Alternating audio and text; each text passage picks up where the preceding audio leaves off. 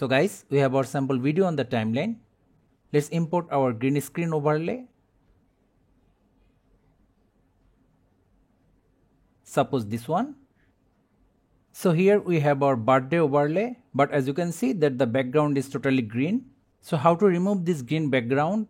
It's really simple.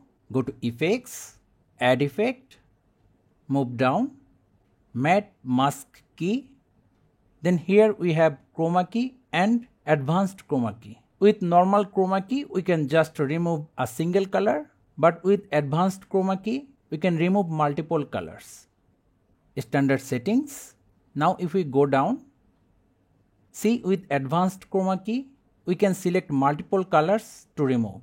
Disable all other colors, move up, tap on the color box, select any color other than the color you want to remove, then select the eyedropper tool. Now tap, hold, drag, select the color you want to remove. After that we have the threshold. Increase the threshold slowly, then the feather, and we are done with our green background. Now let me show you how to remove the second color. Same way, color box, select any color other than the color you want to remove, eyedropper tool, then the main color, and we are done. So thank you guys for watching. Have a good day.